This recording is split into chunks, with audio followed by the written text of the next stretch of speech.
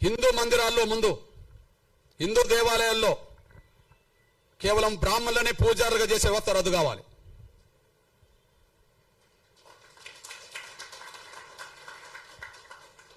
కేవలం బ్రాహ్మణులనే పూజారులుగా చేసే వ్యవస్థ రద్దు కావాలి. ఏంది అది పేటెంటా?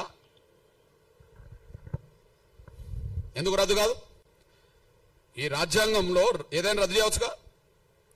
ఈ రాజ్యాంగం ఈ దేశంలో కుల వ్యవస్థ వద్దనుకుంటే రాజ్యాంగం రద్దు చేస్తుంది కదా. పార్లమెంట్లో బిల్లు పాస్ అవుతే రద్దు అవుతుంది కదా. దానికి అనుగుణంగా రాష్ట్రపతులు ఆర్డర్లు తీయవచ్చు కదా. ఎందుకు రద్దు కాదు? ఎందుకు రద్దు కాదు? నేను అంటున్నా,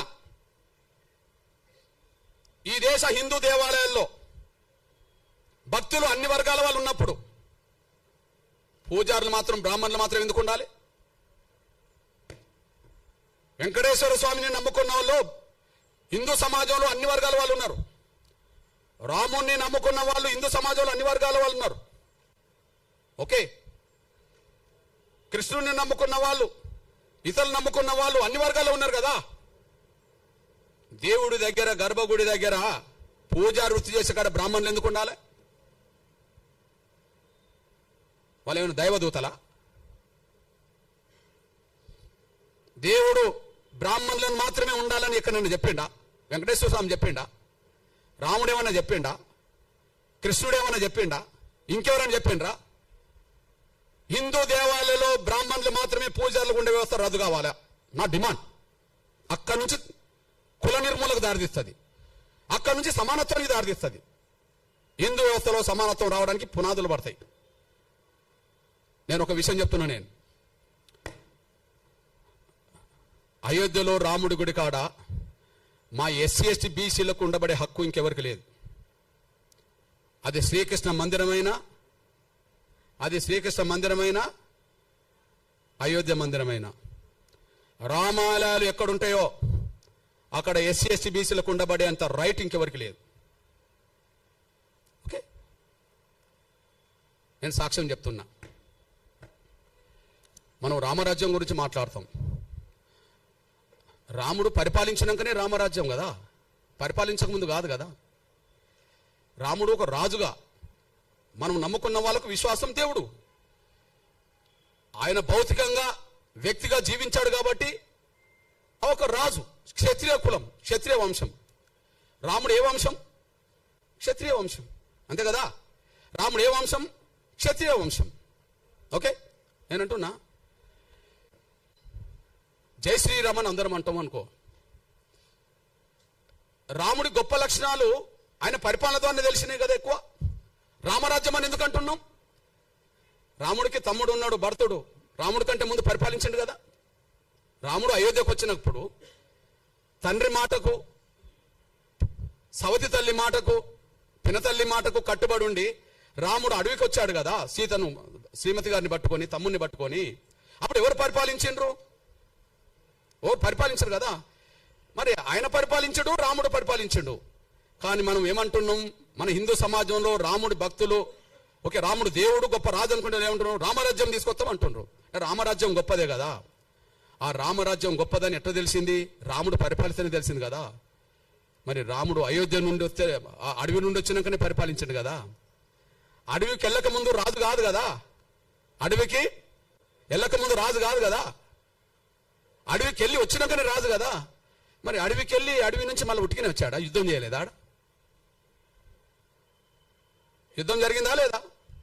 రామారావణ యుద్ధం జరిగిందా లేదా? ఆ యుద్ధంలో గెలిస్తే కదా రాముడు రాజు అయింది. మళ్ళా ఆ యుద్ధంలో గెలిస్తే కదా అయోధ్యకి వెళ్ళింది. గెలిచినాక కదా అయోధ్యకి వెళ్ళింది. అయోధ్యకి వెళ్ళినాక కదా మళ్ళీ రాజుగా పట్టాభిషేకం చేసింది. గెలవకపోతే ఓకే గెలిచిండు. గెలవడానికి యుద్ధం జరిగింది కదా. ఆ యుద్ధం ఎక్కడ జరిగింది? అడవిలో జరిగింది కదా. ప్రధానంగా శ్రీలంకకు దక్షిణాది మధ్యలోనే జరిగింది కదా. మరి ఆయన సైన్యం ఎవరా? రాముడు సైన్యం ఎవరు? రాముడు సైన్యం ఎవరు? వానరులే కదా. వానరులు అంటే ఎవరు? అడవి బిడ్డలు కదా. అడవి బిడ్డలు అంటే ఎవరు? ఆదివాసులు కదా. ఆదివాసులు అంటే ఎస్టీలు కదా. అడవిలోనే యుద్ధం జరిగింది కదా. రాముడి సైన్యం 99% ఎవరు? రాముడికి తోడొచ్చిన లక్ష్మణుడు ఉన్నాడు సోదరుడిగా. కానీ రాముడికి అండగా నిలబడ్డది ఎవరిగా? సుగ్రీవుడు కదా, అడవి గిరిజన రాజే కదా, ఆంజనేయుడు కదా, సైన్యానికి నాయకత్వం వహించిండు, యుద్ధం చేసిండు కదా. సైన్యానికి నాయకత్వం వహించింది ఎవరు? యుద్ధం చేసింది ఎవరు? ఆంజనేయుడు కదా యుద్ధం చేసింది. ఆంజనేయుడు ఎవరు మరి? ఆదివాసి కదా. సుగ్రీవుడు ఎవరు? ఆదివాసే కదా. రాముణ్ణి గెలిపియడానికి యుద్ధంలో ప్రధాన పాత్ర పోషించింది ఎవరు? వానర సైన్యం కదా. ఆ వానర సైన్యాన్ని గైడ్ చేసింది ఎవరు? జాంబవంతుడు కదా. ఆ వానర సైన్యాన్ని గైడ్ చేసింది ఎవరు? జాంబవంతుడు కదా. ఇది ఎక్కడి నుండి తీసుకున్నాం? ఇదంతా వాల్మీకి రామాయణమే కదా. ఇది ఎక్కడి నుండి తీసుకున్నాం? వాల్మీకి రామాయణం నుండి తీసుకున్నాం కదా. ఇప్పుడు మన సైన్యాన్ని, దేశ ప్రభుత్వాన్ని గైడ్ చేస్తున్నది ఎవరు చెప్పు? దేశంలో ఒక పెద్ద ఆయన అజిత్ దోవల్, అంతేనా? సైన్యాన్ని, ప్రభుత్వాన్ని గైడ్ చేసేది ఎవరు? అనుభవస్తుడు అజిత్ దోవల్. అజిత్ దోవల్ లాంటి పాత్ర రావణుడి యుద్ధ కాలంలో జాంబవంతుడు చేసిండని చరిత్ర ఉన్నది కదా. రావణ యుద్ధంలో ఆంజనేయుడికి తన శక్తి తెలియదని తెలుసు కదా. తన శక్తిని గుర్తు చేసింది ఎవరు? జాంబవంతుడు కదా. నువ్వు దాటగలవు, నువ్వు సముద్రాన్ని ఈదగలవు, దాటగలవు, నువ్వు వాయుపుత్రుడివి కదా, నువ్వు పోయి రాగలవు, సీత జాడ తెలుసుకోగలవు, అక్కడున్న వాస్తవాలు చెప్పగలవు, అక్కడి నుంచి మనం యుద్ధం చేయగలవు అని చెప్పింది ఎవరు? ఆంజనేయుడికి తన శక్తి స్వరూపుడని గైడ్ చేసింది ఎవరు? చైతన్యపరిచింది ఎవరు? ప్రోత్సహించింది ఎవరు? జాంబవంతుడు కదా. రామ లక్ష్మణులతో పాటు సైన్యం అంతా మూర్చపడ్డప్పుడు, వాళ్ళ దాడిలో, రావణకు సంబంధించిన వాళ్ళ యుద్ధం దాడిలో మూర్చపోయినప్పుడు వాళ్ళని లేపడానికి వాళ్ళ ఆంజనేయుని పంపి ఏం తెప్పించిండు? మీరే చెప్పాలి. సంజీవిని తెప్పించింది ఎవరు?